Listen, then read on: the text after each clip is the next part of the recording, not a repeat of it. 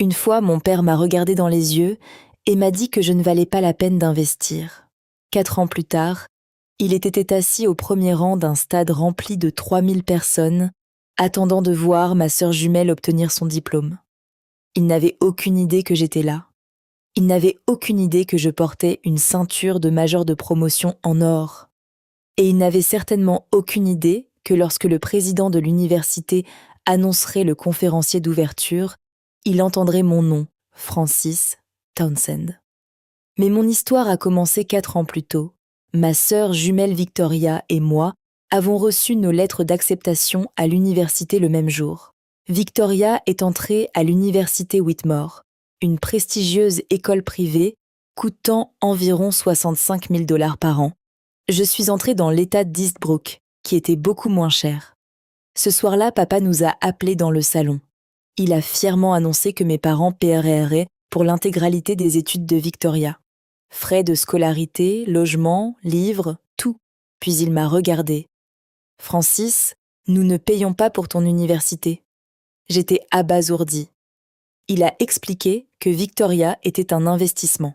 Elle avait un potentiel de leadership, des relations et un avenir prometteur. Puis sont venus les mots qui sont restés avec moi. « Tu es intelligent, Francis, mais tu n'es pas spécial. Il n'y a aucun retour sur investissement avec vous. » Ma mère détourna le regard. Cette nuit-là, je n'ai pas pleuré. J'ai ouvert mon ordinateur portable fissuré et j'ai cherché des bourses d'études. Je n'avais économisé que 2300 $. 4 années d'études collégiales coûteraient près de 100 000 $. Mes parents ne contribueraient à rien, alors j'ai fait un plan. J'ai loué une petite chambre, travaillé le matin dans un café du campus, nettoyé les bâtiments le week-end et étudié chaque fois que je le pouvais. Je n'ai dormi que quelques heures la plupart des nuits. Thanksgiving était particulièrement douloureux. J'ai appelé à la maison et j'ai entendu ma famille rire sans moi. Plus tard, j'ai vu une photo en ligne de mes parents et Victoria assis autour de la table du dîner.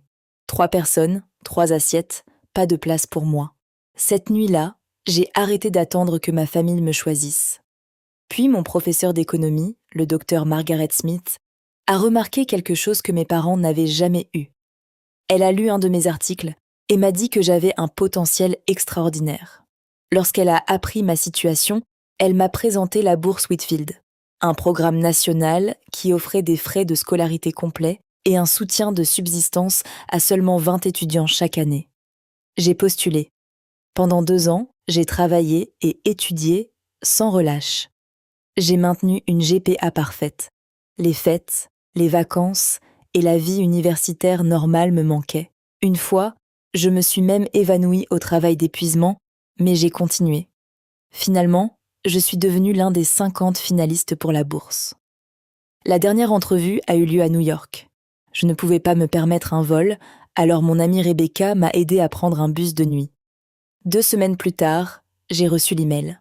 J'avais gagné. La bourse m'a permis de transférer dans une université partenaire pour ma dernière année. Whitmore était sur la liste. École Victoria. J'ai transféré sans en parler à ma famille. Puis, Victoria m'a trouvée à la bibliothèque. Elle pouvait à peine croire que j'étais là. « Comment payez-vous pour cela ? Bourse, ai-je dit.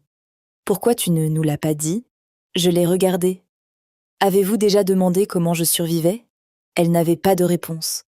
Mes parents l'ont vite découvert.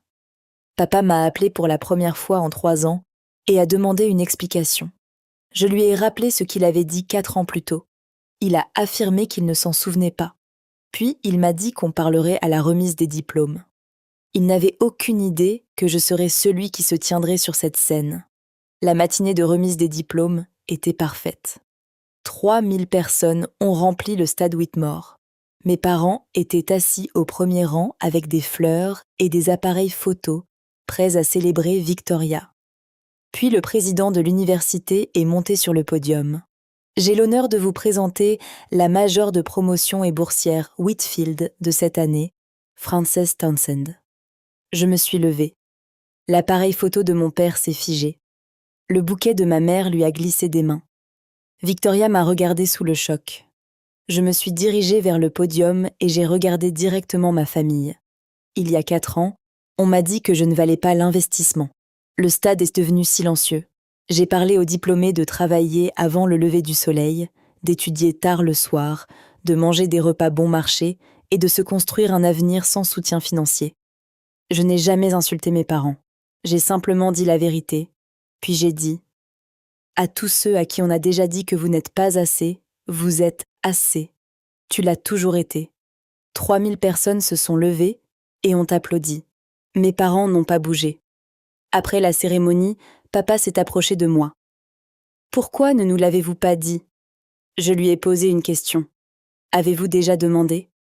Il n'avait pas de réponse. Maman a pleuré et s'est excusée. Papa a admis qu'il avait fait une erreur. Je lui ai dit « Tu avais raison sur une chose. Je ne valais pas l'investissement que tu voulais faire. Je valais chaque sacrifice que je faisais pour moi-même. » Puis je leur ai dit que je déménageais à New York pour mon nouveau travail. Papa a demandé si je les coupais. « Non, dis-je. Je fixe des limites. » Au fil du temps, Victoria s'est excusée.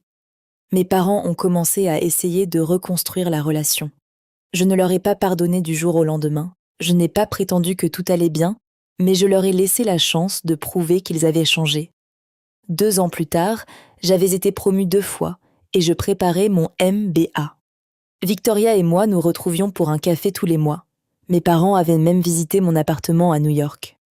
Les choses étaient encore compliquées, mais elles se présentaient enfin. J'ai également fait un don anonyme de $10 000 à un fonds de bourse d'études pour les étudiants dont les familles ne pouvaient pas les soutenir. Quelqu'un avait changé ma vie. Pendant des années, j'ai cru que je devais gagner l'amour de mes parents. Je pensais que le succès leur ferait enfin voir ma valeur. J'avais tort. Vous ne pouvez pas passer votre vie à attendre que quelqu'un d'autre reconnaisse votre valeur. Vous devez le reconnaître vous-même. Le rejet de mes parents ne m'a pas détruit. Il m'a reconstruit. La fille, que mon père appelait un mauvais investissement, s'est finalement présentée devant 3000 personnes en tant que major de promotion. Mais les applaudissements n'étaient pas la vraie victoire. La vraie victoire était de devenir quelqu'un qui n'avait plus besoin de l'approbation de ses parents. Mon père m'a dit un jour que je ne valais pas l'investissement. Des années plus tard, j'ai enfin compris la vérité. Je n'ai jamais été un mauvais investissement. Ils n'ont tout simplement jamais eu la vision de voir ce que je pouvais devenir.